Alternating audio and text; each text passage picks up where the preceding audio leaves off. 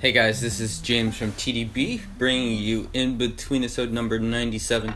Denny and I did our Pu'erh as well as our normal Q&A, and we had a whole lot of questions, and some people were a little bit upset because it wasn't Pu'erh nerdy enough. So here I am bringing you the very Pu'erh nerdy version of the Q&A questions. First up, I'm basically going to go through a few more questions that we got. Devin asked a couple of these questions, and his first question is, I'm looking at my computer right now, how can you tell a poo is good for aging? Do you taste some pu'erh and know that it's good, or do you go by the strength, the smell, aroma the poo gives off, if that's an indicator? What are the factors that you take in consideration? Have you found the tea to change its character or others not originally present to emerge later and not only grow in its original flavor? So basically asking, how do you select pu'erh for aging? What characteristics do you look like? And that's a very, very challenging question that I don't think I have probably not a particularly satisfactory answer for, if I'm being 100% honest. The generally speaking things you don't want to select for are, if the tea is very high notes based, so sort of like a lot of aromatics, lots of floral notes and stuff like that. Generally speaking, those will tend to age out first, whereas things like oiliness, as well as chi and stuff like that, being careful to differentiate sort of that energy from sort of just the normal caffeine that you're getting from tea, will tend to be good. Things like depth, how far back do you taste the tea? Do you taste it in your throat? Do you taste it in your body? Is it at the back of your mouth? Is it the front of the mouth? Things like that are important as well. But also, it can be just certainly be a challenge. One trick that I would say, it's not even a trick really, is to just pay attention to when you're tasting it. If you taste the tea and it's super fresh, the tea is just going to be super dynamic for a while. So tasting pu'erh after a year, after maybe some of those processing flaws might have come out and stuff like that, can be a pretty good tactic.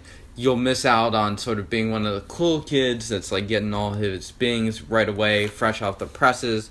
But if you want to buy stuff and it to be a little bit more reliable and stuff that you can count on, then buying after a year is good. Personally speaking, I prefer to buy after 7 or 8 years, because I think you have a much better idea of what direction the tea is going, especially for things like factory tea.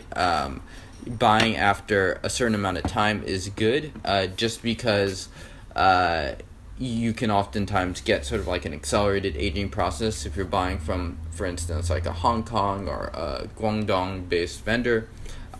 So replicating some of those humid storage conditions that I can't get in Seattle, at least not without potentially risking mold. Okay. This is a question on the water, which I don't feel qualified to answer. Do you like the emergence of hybrids, purple wild? Do you like the astringent teas?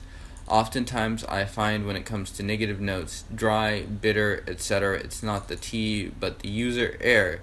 Do you agree?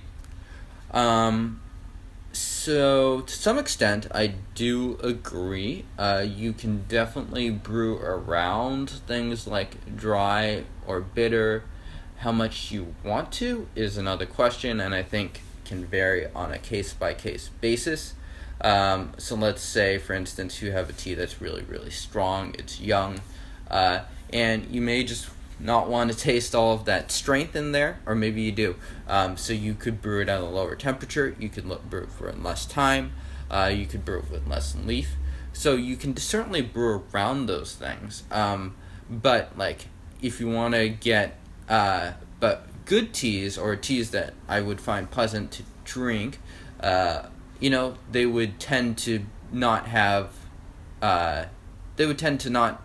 be drying to the mouth, stuff like that. So I mean, it's good if a tea you can brew it heavy and hard, and you don't necessarily get those characteristics.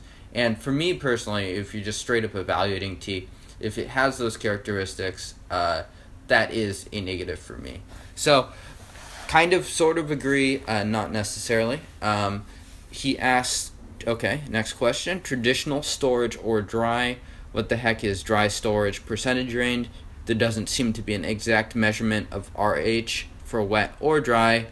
Do you feel that storing in such a controlled environment, fridge, does not allow, may hinder the tea microbes to grow and retard the way in which the microbes affect the tea, in contrast to an environment that exposes the tea to a natural environment? Okay, so that's a lot of questions bundled into one. We will first look at traditional storage or dry. What is dry storage percentage range? So that is a very good question, and the answer is, again, not going to be very satisfactory. It really varies depending on who you are talking to.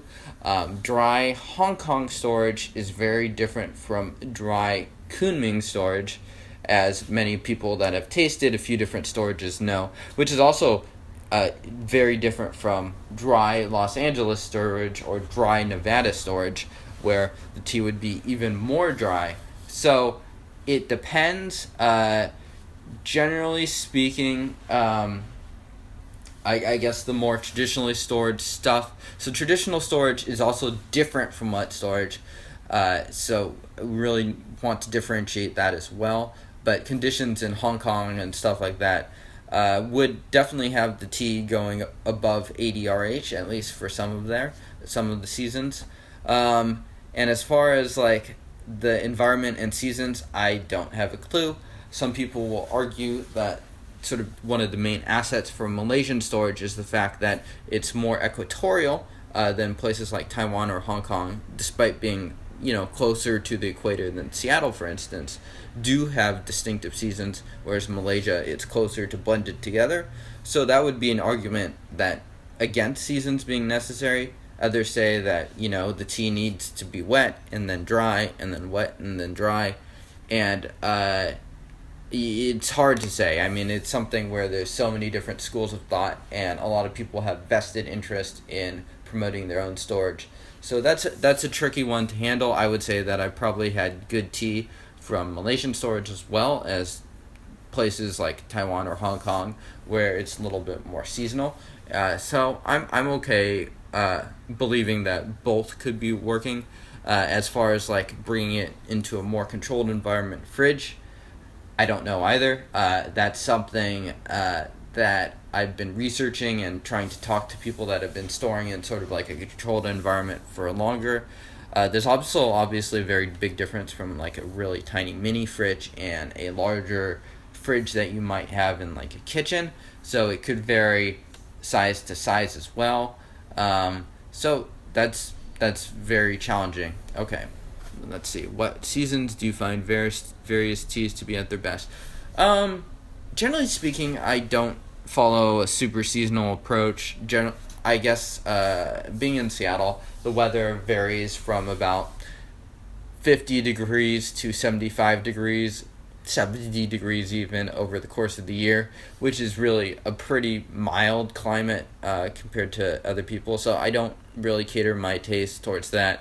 I guess I would tend to drink darker teas during the winter times, but I'm also totally okay drinking darker teas, Pu'erh and stuff, during the summertime as well, like it is right now.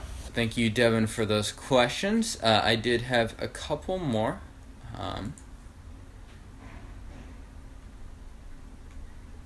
From Naif.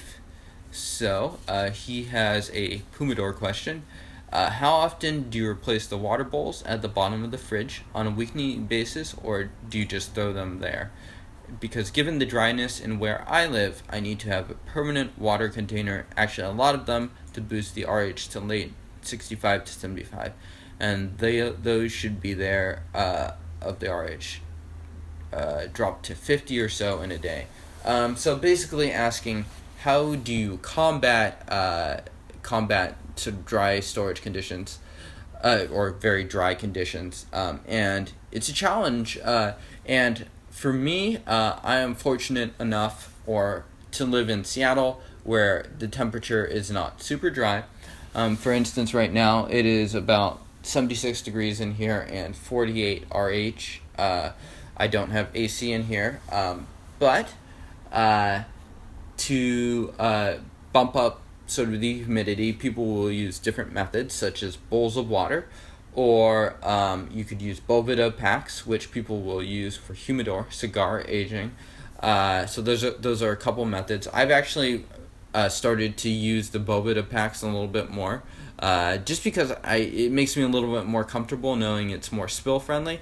Really, but really, I don't actually do too much to bump up the humidity. Maybe I'll toss one in there, maybe two. But the humidity, I find, if you can keep the tea density high in there, actually stabilizes at pretty decent levels, usually between 65 to 70 RH. And so the temperature, these are unplugged, of course.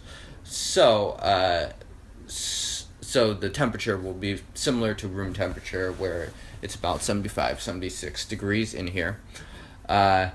So I try to not, it makes me a little bit queasy to try so many sort of artificial external ways, like bowls of water, Boveda packs in the fridge to sort of bump it up. So I prefer, or my preference is to try to just have a lot of tea in there, have a really high packed density of tea to water, and basically maintain it that way. I would, I guess, as far as changing it out, I've changed it out in the past, every 3 or 4 days, and that's been generally okay. Every day, if you want to be really careful about it, I wouldn't leave it in there for too long. You also really don't need to fill up the bowl of water very high. You could just keep it a small layer on the very bottom, which should also help to reduce spill risk and stuff like that. But yeah, I think that just about concludes this InBetweenIsode and the questions. So thank you to Devin and Naif for these questions. I appreciate them. So let me know if you guys like this Q&A. Happy to answer more of the Pu'erh nerdy questions too on InBetweenIsodes if that's something you guys are interested in. Thank you.